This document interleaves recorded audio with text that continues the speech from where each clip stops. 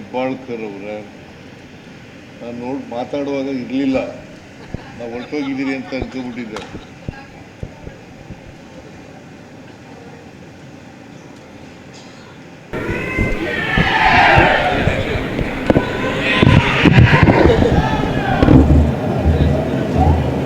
ಈ ಸಮಾರಂಭದಲ್ಲಿ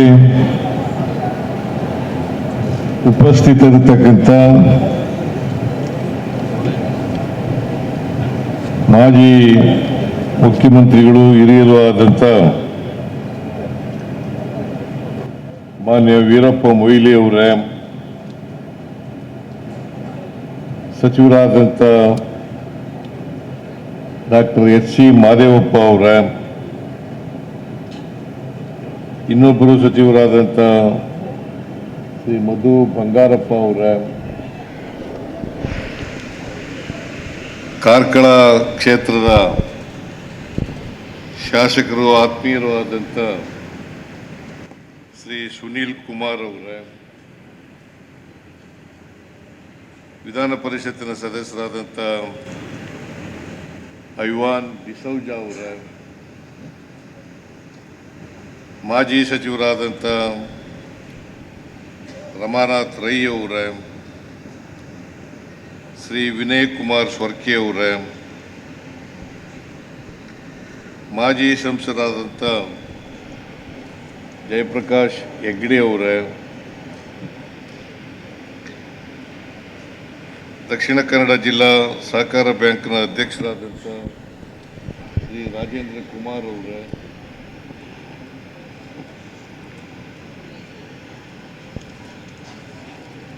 ಮಂಗಳೂರು ವಿದ್ಯುತ್ ಪ್ರಸರಣ ನಿಗಮದ ಅಧ್ಯಕ್ಷರಾದಂಥ ಹರೀಶ್ ಕುಮಾರ್ ಅವರೇ, ಕರಾವಳಿ ಅಭಿವೃದ್ಧಿ ಪ್ರಾಧಿಕಾರದ ಅಧ್ಯಕ್ಷರಾದಂಥ ಶ್ರೀ ಗಫೂರ್ ಅವರೇ, ಪರಿಸರ ಪ್ರವಾಸೋದ್ಯಮ ಅಭಿವೃದ್ಧಿ ನಿಗಮದ ಅಧ್ಯಕ್ಷರಾದಂಥ ಶ್ರೀಮತಿ ಪಿಂಟೋ ಅವರೇ,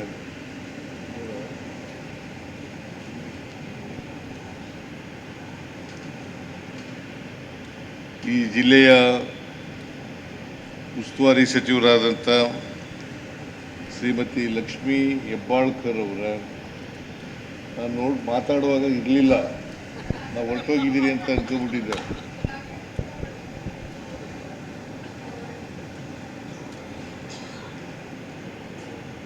ಮಾಜಿ ಶಾಸಕರಾದಂಥ ಶ್ರೀ ಗೋಪಾಲ್ ಪೂಜಾರಿ ಅವರೇ, ಕಿಸಾನ್ ಸಭಾ ಟ್ರಸ್ಟ್ನ ಅಧ್ಯಕ್ಷರಾದಂಥ ಶ್ರೀ ಹರ್ಷ ಮೊಯ್ಲಿ ಅವರೇ, ಕಾರ್ಕಳ ವಿಧಾನಸಭೆಯ ಅಭ್ಯರ್ಥಿಯಾಗಿದ್ದಂಥ ಉದಯ್ ಕುಮಾರ್ ಶೆಟ್ಟಿ ಅವರೇ, ಉಡುಪಿ ಜಿಲ್ಲಾ ಕಾಂಗ್ರೆಸ್ನ ಅಧ್ಯಕ್ಷರಾದಂಥ ಶ್ರೀ ಅಶೋಕ್ ಕುಮಾರ್ ಅವರೇ,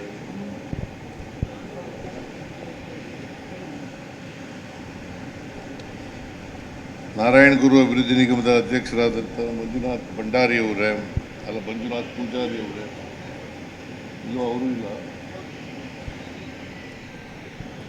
ವೇದಿಕೆ ಮೇಲಿರ್ತಕ್ಕಂಥ ಎಲ್ಲ ಆತ್ಮೀಯ ಕಾಂಗ್ರೆಸ್ಸಿನ ಮುಖಂಡರುಗಳೇ, ಇಲ್ಲಿ ನೆರೆದಿರ್ತಕ್ಕಂಥ ಎಲ್ಲ ಅಣ್ಣ ತಮ್ಮಂದಿರ, ಅಕ್ಕ ತಂಗಿಯರೇ, ಯುವಕ ಮಿತ್ರರೇ, ಮಾಧ್ಯಮದ ಗೆಳೆಯರೇ, ಈ ಕಾರ್ಯಕ್ರಮಕ್ಕೆ ಬರಲೇಬೇಕು ಅಂತೇಳಿ ಮಾನ್ಯ ವೀರಪ್ಪ ಮೊಯ್ಲಿಯವರು ನನಗೆ ಸೂಚಿಸಿದರು. ನಾನೇ ಸಮಯ ಕೊಟ್ಟಿರಲಿಲ್ಲ ಅವರಿಗೆ. ಅವರು ಕಳೆದ ತಿಂಗಳನ್ನೇ ಮಾಡಬೇಕು ಅಂತ ಅಭಿಪ್ರಾಯ ಹೊಂದಿದ್ರು. ಆದರೆ ನನಗೆ ಕಳೆದ ತಿಂಗಳು ಸಮಯದ ಅಭಾವದಿಂದ ಒಪ್ಕೊಳ್ಳೋಕ್ಕಾಗಲಿಲ್ಲ. ಹಾಗಾಗಲಿ ಈ ಕಾರ್ಯಕ್ರಮ ಇವತ್ತು ಒಪ್ಕೊಂಡು ಬಂದಿದ್ದೇನೆ. ಭಾಳ ದಿನಗಳ ನಂತರ ಕಾರ್ಕಳ ಕ್ಷೇತ್ರಕ್ಕೆ ಬಂದಿರತಕ್ಕಂಥದ್ದು. ಸುನೀಲ್ ಕುಮಾರ್ ಹೇಳಿದ್ರು, ಮೊದಲನೇ ಬಾರಿಗೆ ಬರ್ತಾ ಇದ್ದೀರಿ ಅಂತ. ಆದರೆ ಈ ಬಾರಿ ಮುಖ್ಯಮಂತ್ರಿ ಆದಮೇಲೆ ಉಡುಪಿಗೆ ಬಂದಿದ್ದೆ ನಾನು.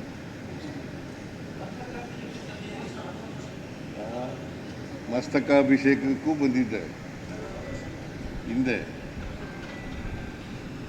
ಈ ವರ್ಷ ಮಸ್ತಕಾಭಿಷೇಕ ಆಚರಣೆ ಮಾಡ್ತಾ ಇದ್ದಾರೆ.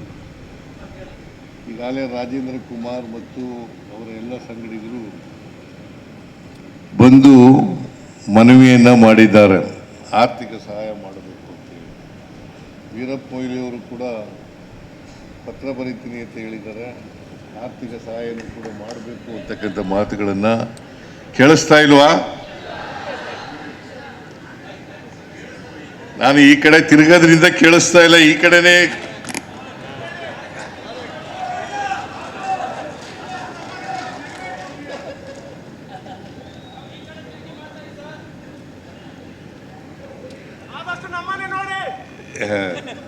ಪರವಾಗಿಲ್ಲ.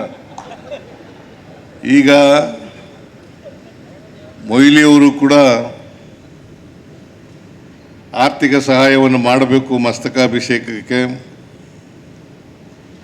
ಅಂತ ಹೇಳಿ ಪತ್ರ ಬರೀತೀವಿ ಅಂತ ಹೇಳಿದ್ದಾರೆ, ಬಾಯಿ ಮಾತಿನಲ್ಲೂ ಕೂಡ ಹೇಳಿದ್ದಾರೆ. ನಾನು ಈ ಮಸ್ತಕಾಭಿಷೇಕ ಏನು ನಡೀತಾ ಇದೆ 12 ವರ್ಷಕ್ಕೊಮ್ಮೆ, ಇದಕ್ಕೆ ಎಲ್ಲ ರೀತಿಯಲ್ಲೂ ಕೂಡ ಸಹಾಯವನ್ನು ಮಾಡ್ತಿದೆ ಅಂತಕ್ಕಂಥ ಮಾತುಗಳನ್ನು ಈ ಸಂದರ್ಭದಲ್ಲಿ ಹೇಳಲಿಕ್ಕೆ ಬಯಸ್ತಾರೆ.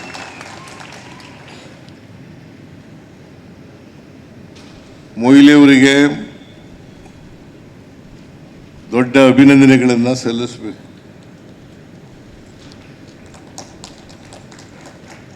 ಯಾಕಂತಂದರೆ ಕಾರ್ಕಳದಲ್ಲಿ ಕಿಸಾನ್ ಸಭಾವನ್ನು ಪ್ರಾರಂಭ ಮಾಡಿ, ನಂತರ ಇಲ್ಲೊಂದು ಪ್ರೌಢಶಾಲೆಯನ್ನು ಕೂಡ ಪ್ರಾರಂಭ ಮಾಡಿ,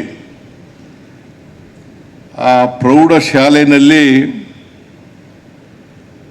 ನಿರ್ಗತಿಕ ಮಕ್ಕಳು,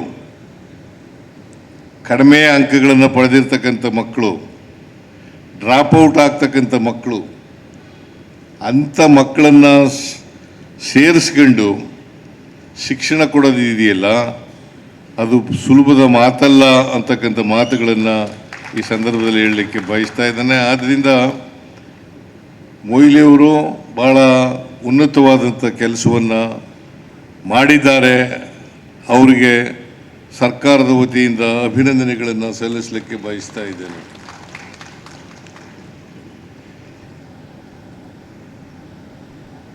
ಇವತ್ತು ಬೆಳಗ್ಗೆ ಬಾಬಾ ಸಾಹೇಬ್ ಅಂಬೇಡ್ಕರ್ ಅವರ ಸಮುದಾಯ ಭವನವನ್ನು ಉದ್ಘಾಟನೆ ಮಾಡಿದ್ದೇವೆ. ಅದಾದಮೇಲೆ ಕಿನ್ಸಾರ್ ಸಭಾ ಸಮುದಾಯ ಭವನವನ್ನು ಉದ್ಘಾಟನೆ ಮಾಡಿದ್ದೇವೆ. ಇವತ್ತು ಮಹಾತ್ಮ ಗಾಂಧಿ ಪ್ರೌಢಶಾಲೆ 35ನೇ ವರ್ಷ, ಆ ವರ್ಷದ ಸಮಾರಂಭವನ್ನು ಕೂಡ ಹಮ್ಮಿಕೊಂಡಿದ್ದೀವಿ.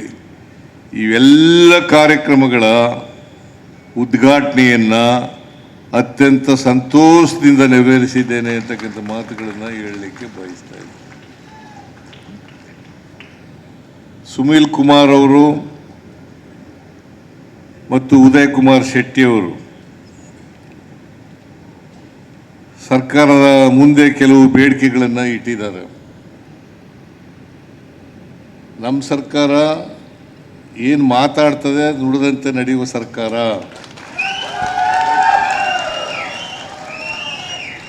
ಆದ್ದರಿಂದ ನೀವು ಹೇಳಿರ್ತಕ್ಕಂಥ ಮನವಿಗಳಿದಾವಲ್ಲ, ಬೇಡಿಕೆಗಳಿದಾವಲ್ಲ, ಆ ಬೇಡಿಕೆಗಳನ್ನು ಎಲ್ಲ ಒಂದೇ ಸಾರಿ ಮಾಡೋಕ್ಕಾಗಲ್ಲ, ಹಂತವಾಗಿ ಮಾಡಿಕೊಡ್ತೇನೆ ಅಂತಕ್ಕಂಥ ಮಾತುಗಳನ್ನು ಈ ಸಂದರ್ಭದಲ್ಲಿ ಹೇಳಲಿಕ್ಕೆ ಬಯಸ್ತಾ ಇದ್ದೀನಿ. ಹೆಚ್ಚಿನ ವಿಡಿಯೋಗಳಿಗೆ ಪ್ರತಿಧ್ವನಿ ಯೂಟ್ಯೂಬ್ ಚಾನೆಲ್ ಸಬ್ಸ್ಕ್ರೈಬ್ ಮಾಡಿ, ಬೆಲ್ ಐಕಾನ್ ಕ್ಲಿಕ್ ಮಾಡಿ.